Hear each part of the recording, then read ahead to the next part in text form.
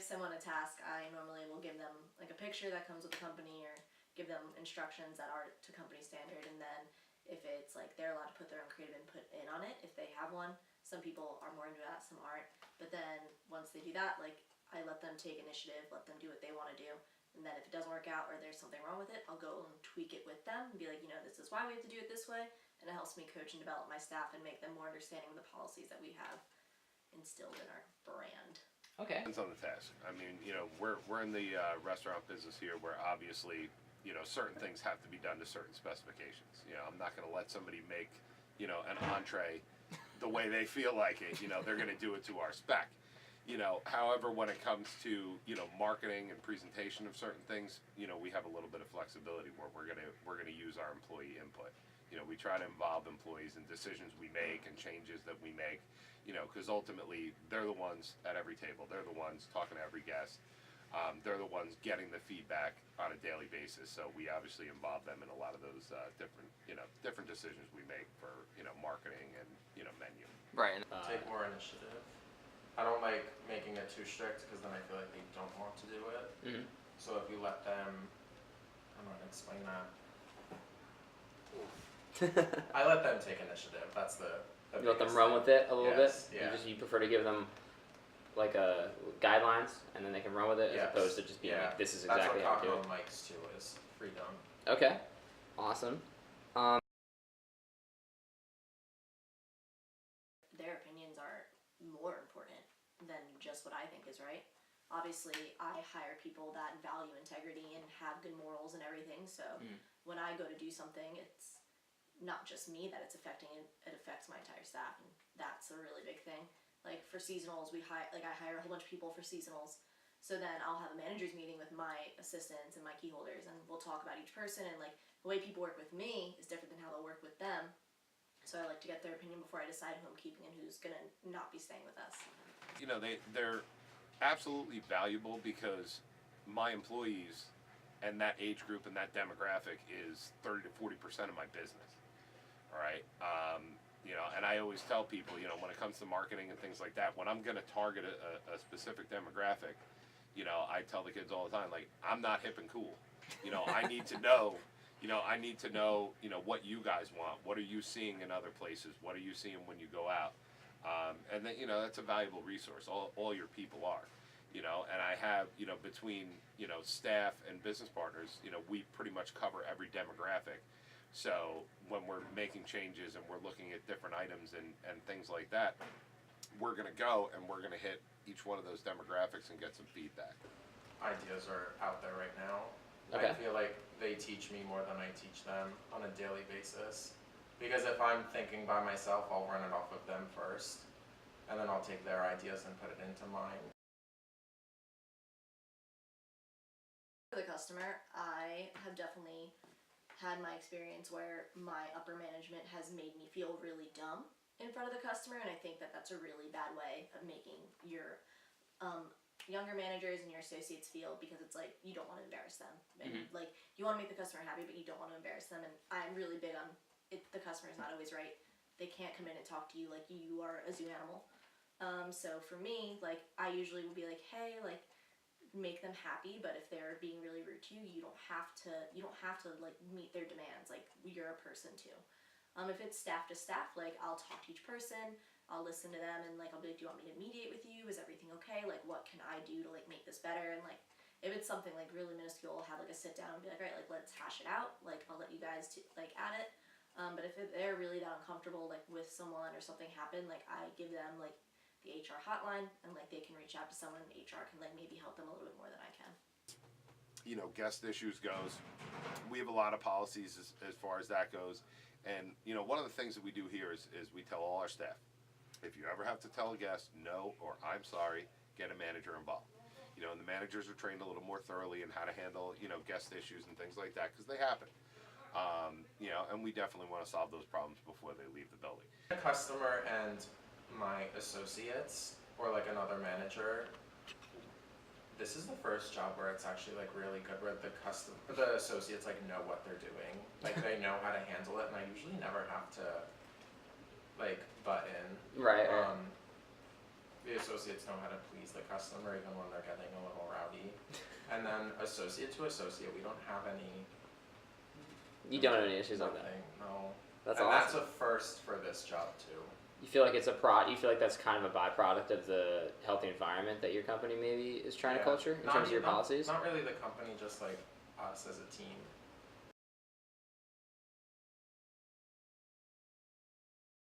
Make it known that it's a request and not a guarantee.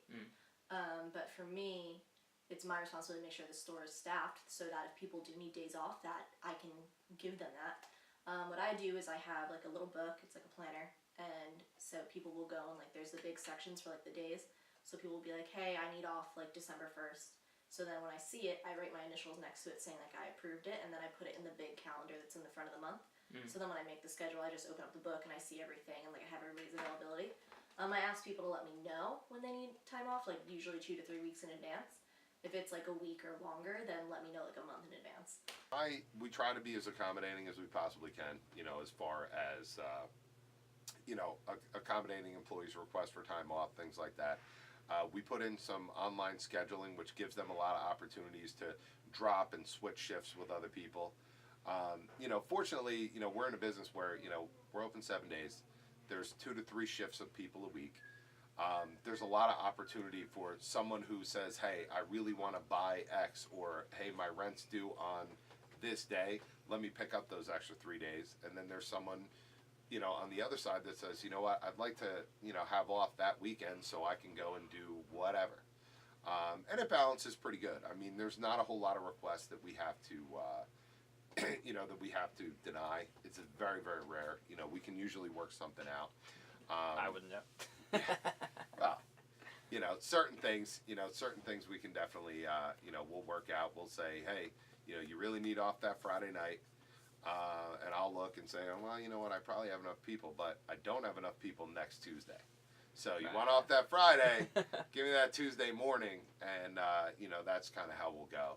And as far as, you know, our management team, this business really beats up management. You know, it really does. It's a lot of stress, a lot of hours, a lot of time on your feet, et cetera, et cetera. So, you know, one of the things that we did, instead of most restaurant companies, it's a, you know, 5-day, 50-hour work week for their manager. And the big boss writes a schedule, and this is when you work, and that's it. And when you want to take vacation, you take it, you know, and you're allowed X a year. We changed that a while ago. And what we do is, you know, instead of saying every financial period we have here is 28 days, all right? And within that 28 days, you're going to work 20 of them, and you're going to work 10 hours each one. What we did was we said, well, I don't need you 10 hours every Monday, but I might need you 12 on a Friday. So I say, hey, we reduce the hours from 200 to 185. And I said, give me 185 hours in that 4-week period. You get 1 weekend off, and you write your schedule.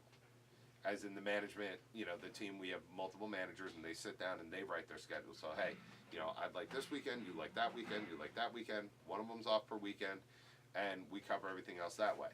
You give me the 185 hours, which some weeks you work 3, some weeks you work 4, some weeks you work 5, whatever it is. You get me the hours, you get me the coverage, and you get the quality of life that is pretty uncommon in the restaurant industry.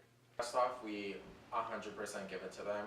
We understand they're part-time employees getting minimum wage, so this isn't like their huge priority. But for as the managers go, an example, I'm taking 3 days off this week to go to Florida, and since my store manager is gonna have to work the whole beginning of the week, I was like, take Friday, Saturday, Sunday off. Like, it's fair. Right.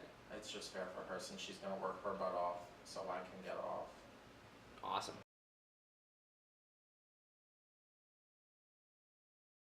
Become a manager, it's more like I just need people here. And like if you take over a store, like I just took over Garden State Plaza, and it was like I just need bodies for Black Friday. Right. And now it's kind of more to the point where it's like who cares? Like who cares enough to like ask me questions and like wants to know a little bit more, and like those are the people where I'm like I can take my time, I can really develop them. And for me, I never will hire just for like to fill a position. I hire people that like I like coming to work with. Mhm. I work somewhere for 40 hours a week, more than that most weeks, and Mhm. I spend a lot of time there, and I want to be able to feel comfortable where I am, and I want them to feel comfortable working with me. So for me, I view that as like a second family. Like I come to Right. work and it's like my house.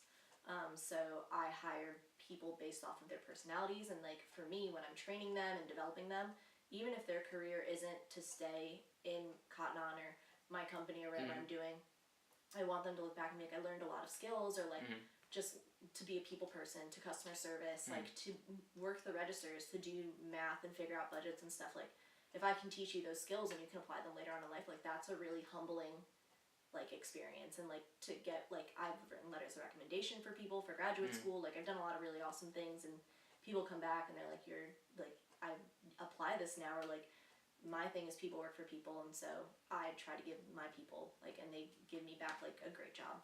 Need a lot of personality to be in this business, so we hire personalities, we culture personality. Um, one of the things that we've always done here is, we want to set you up to be successful here and in life, and there's a lot of skills involved in this business that are going to make you successful in a lot of other things. Ultimately, the restaurant business is transitional. You work here while you're in high school, while you're in college, while, when you're trying to buy your first home, you work part-time. When you get that first job that you always wanted, but it pays like crap and you need a little weekend money, that's the business for you. It's transitional for most people. Not a whole lot of people are, start to finish just lifers in this business, but there's a lot of people that bounce back and forth over the years. And we always encourage them. We never hold anybody back. We never get upset if they get a great job offer to do something else. Free and clear, good, have a nice day.